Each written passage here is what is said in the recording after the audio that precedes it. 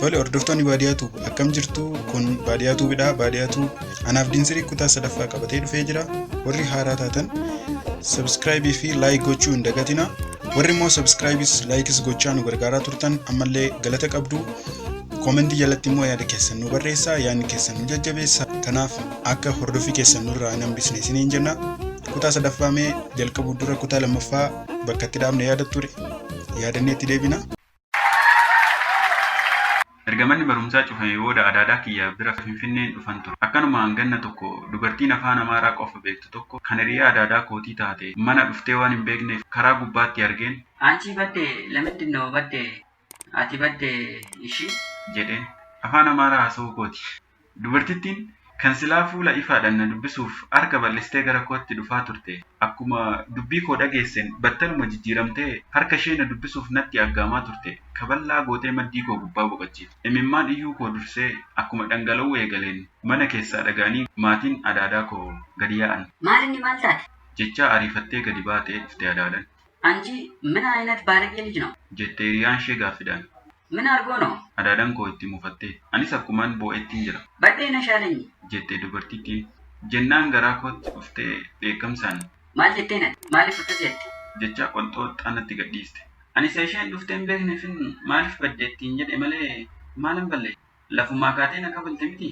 Boo'uudhaaf fudhamaa mummu'amaan dubbate. Amma of to'achuu dadhabdutti kolfite adaadaan koo marrumaan qabattee teessee ol ka'a. Guyyaa tokko immoo limmoo biti jettee bakkeetti na ergite. Marfiyaallee jettee gaafattammoo. Tole asirraa immoo kaasuudhaan kutaa sadaffaa kan itti fufnu ta'a. Kutaa sadaffaan baay'ee ajaa'ibsiisadha. Maal isaan mudate kan jedhu mee ilaalla. Erga mana suuqii yookaan immoo shooppii kana dhaqee booda akkam ta'a laata? Walumaan kan ilaallu ta'a. Jettee natti himuun amma suuqii ga'utti irra deddeebi'een jedhe. Biyyummaan hankiyya jedhu afaan wallaaluun ofii orma ta'e. Gaafan dubbachuuf jedhu garuu dagadheera. Xiqqoo yaadan waan afaan itti na dhufe gaafadhe. Lilmoo allee? Yeellam. Amma suuqii biraan deemee gaafadhe. Yeellamii qofa natti gurguruu malee limmoo koonaan laatan. Suuqii muraasarra ergan deemee dhabeen booda Amaariffaan akkan dogoggoree hubadheen amma immoo irra deebi'uun lilmi jechuun gaafachuu eegale.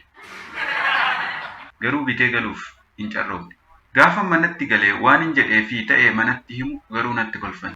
Inde gatte malee akkana jedhama ture naan jechuun waan dirqamni natti fiden wallaalummaa natti moggaasu silaa kan bo'uu qaban natti kolfan.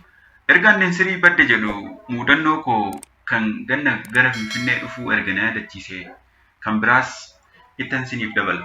Hanqaaquu biti jedhameen guyyaa biraa anaaf garuu barumsa afaan kiyyaan baruyyuu siif hin galu otuu jedhanii afaan namaatiin waan isaan na rakkisaniif naan hubatu. Inqulaal jettee gaafattanaan jennaan akkuman fiigaa ba'een suuqii gaafan ga'u jechichi na keessaa urgeera. Suuqii ga'een Yeedoroo fasaallee? gaafan jedhu. Abbaan suuqiis natti kolfaa ምን ማለት ነው? የለም naan jedhe. Xiqqoo yaaden hanqanaan qohaa jedheen ይቅርታ አልገባኝም። naan jedhe ammas kolfaa. Kan isaa immoo kan isaanii haa caalu. Akka inni na hubachaa hin jirre beeken mallattoodhaan itti agarsiisuuf harka kiyya lamaaniin akka kochoo lukkuutti of tumachaa baat dooroo hanqaaquu gugurroo adii yoon jedhu narratti beekee hanqaaquu baasee natti kenne. Inni akka bashannanaatti gammadee kolfa. Kan garuu Finfinnee isaa firee laattee anatti orma taatetti gaddaan manatti deebi'e.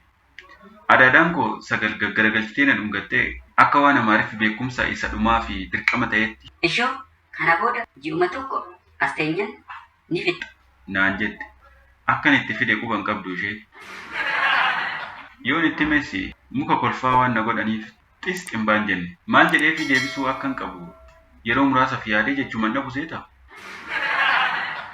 Anis akkuma ishee Maalli maraate siin jedhanii? yoon jedheenoo hin ta'u. Ani nagaadha galata rabbii. Ati ni badde jedhee deebisuu filaa yoo yaa balleessu naan jette ergaa dinsiriitti yaadaa jira beeke. Otuman quba koo barreessuuf akkuma dhagaametti yaada koon wal farmuu ergaan kan biraa isheerraa naaf seene. Anatu of rakkasiise ati maal balleessite? Boonuudha moo maali waan isaa kan dubbistee callistuuf? Silayyuu isin dhiironni yoo akka eegee of duuba isin deddeebisan malee ani dinsirii dhiira miti. Tole lammata yoon si faana dubbadhe taa'een fincaa. barreeffama jedhu dubbiseen dafee deebisuu dhiisuuf of qonxooxaa waan isheen jette immoo gaaffii natti ta'e. Andiin siriin dhiira miti. Kan isheen jettee fi taa'ee fincaa'aa. Jechuun ishee saala ishee na shakkisiise. Silayyuu waa malee uumama namaa irratti adda ta'ee hin qaban tarii ce'umsa dubartummaarraa gara dhiirummaatti gochaa jirti laa. Yaada ooluun garuu gatii waan nama baasisuuf ariitiidhaan deebisuuf jecha akkana jedheen barreesseef. Amanuu dadhabeen irra deddeebi'ee dubbisaa ture dhiifama. Ani nagaa Andiin koo akkamati jirtaa jedheen nafa katabe. Anoo isan suuta dubbisuun irratti bartee suuta naaf barreessaa jirtan se'e. Har'a isin argine maal taate hin dhufne moo? Lakki dhufeera. Maaliif akka kaleessaa dhuftee nanaa sobsiifne ree? Deebii ishee dhiise. Poloora argina miti jechuun gaaffii biraa dhiyeesseef. Dhugaadha hedduu natti tole. Sa'a meeqatti nuuf haa ta'u ree? Sa'a 8. Tole nagaan naaf buli bareedduu koo. Atis bareedaa koo. Hafuura dheeraan baafadhe. Hammam akkan gammadeeyyuu otuu na gaafatte sitti himuu hin danda'u. Galgalicha samileedhaan hojii manaa hojjedhee wiixataaf qophaa'uu akkan qabu murteesseen gaaffii herreegaa nuuf kennamte haadha kiyya gaafadhe. Haati koo hojii manaa yoon ishee gaafadhu argitee waan hin beekneef hedduu ajaa'ibdee hamileedhaan natti himuuf gaafichi maal akka ta'e na gaafatte. Anis nan deebiseef. Muuza tokko sekondii 45f nyaattee yoo xumurte muuza 20 nyaattee fixuuf daqiiqaa meeqa sitti fudhata? Jedha. Haati koos erga xiqqoo yaaddeen booda. Sa'aatiin san hin taane miti? Eeyyee. Akkas taanan dhaqeeti mana dubartittii daakuu fi muuza gurgurtu sanaati muuza 20 bitii koo. Jettee qarshii natti laatte.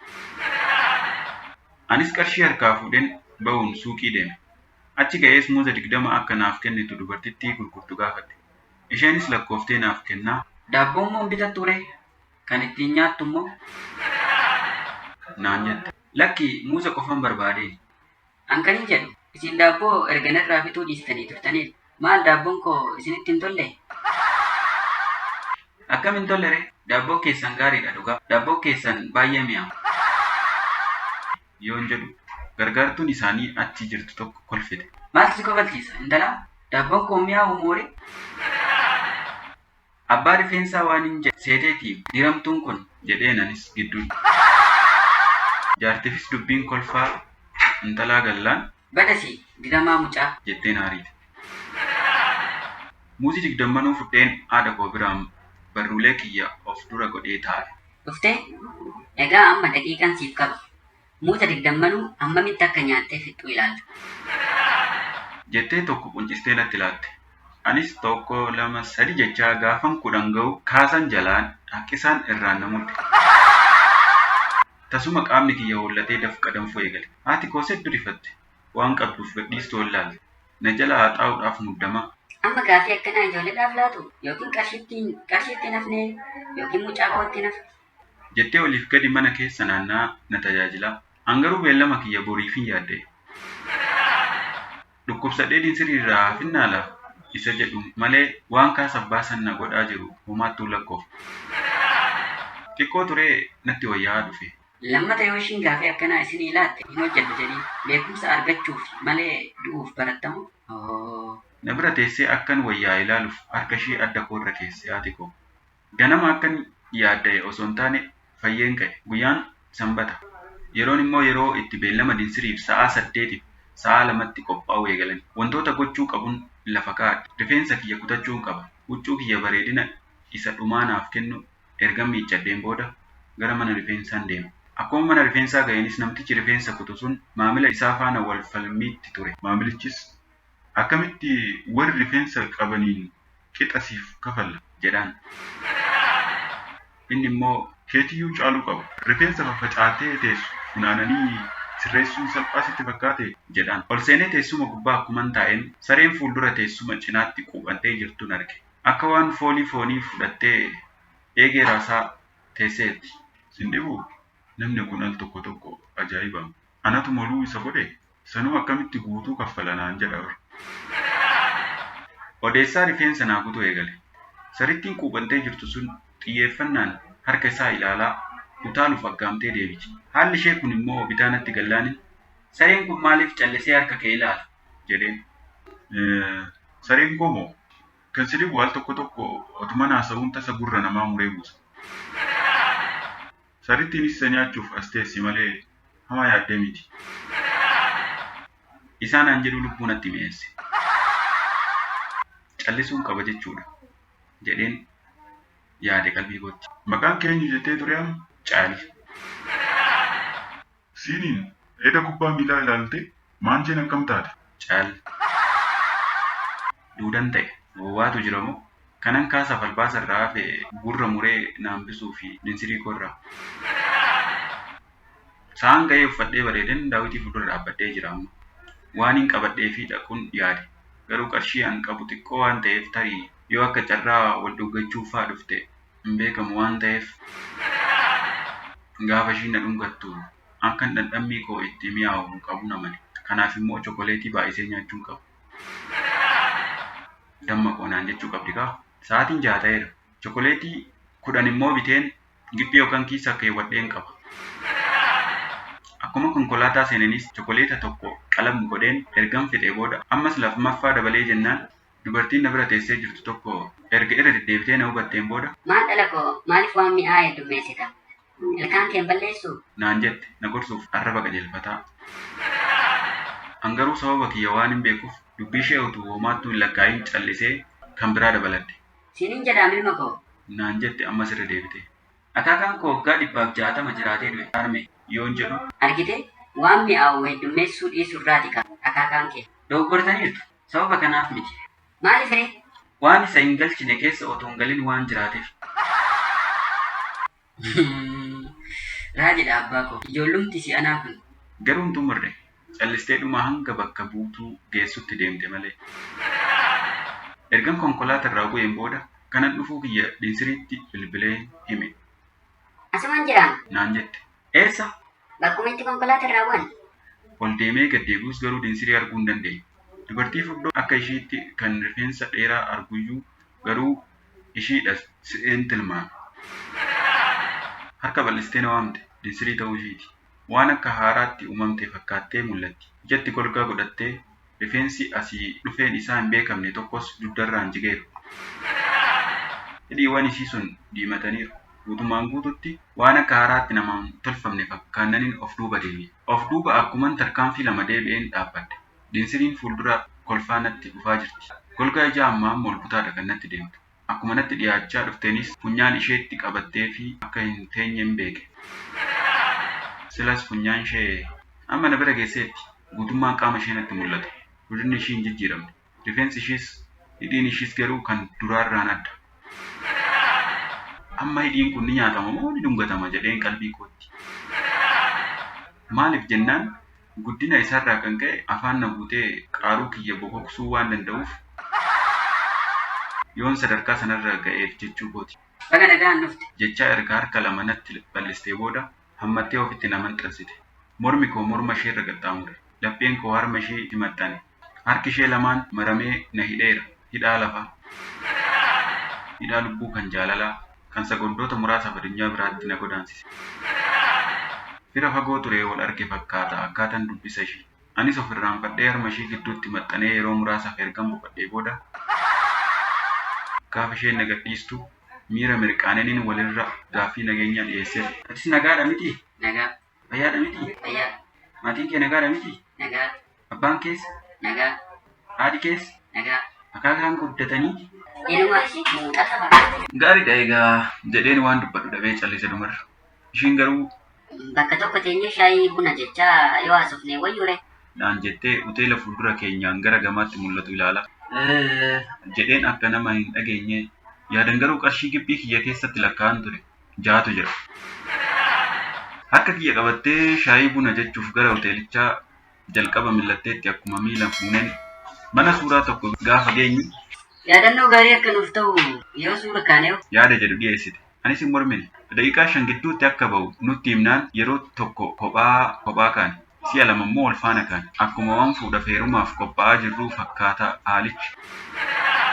Daqiiqaa 5 suura ga'uu eeguuf akkuma gadi teenyanis Garuu nama dhibaamu. jette miira ajaa'ibsiifannaatiin. Maaltu? Waa'een koof ka'e kan si dhibu kanaan dura doktorri tokko na gaafannaan hin jedhe. Injiinarri na gaafannaan hin jedhe.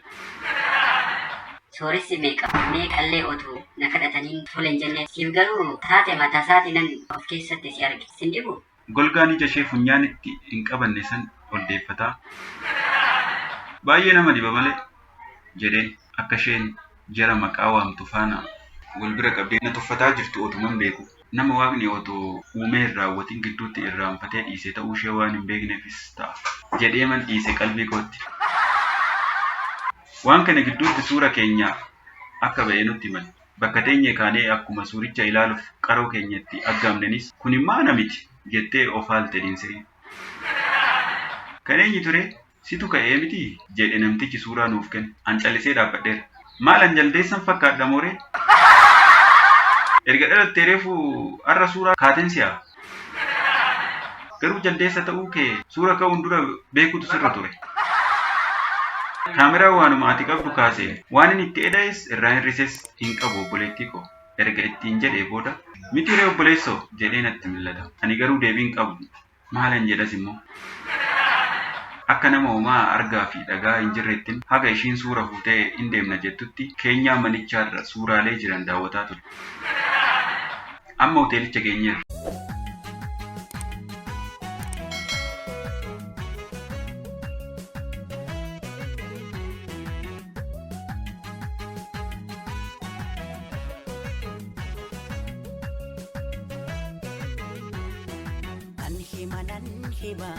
Nan hima waa'ee kee callisuu argee Oromiyaa tiyya biyya hayyuu qaroon biyya goonni miirree dachee kiirra margee nan hima abda seenaa cimaa.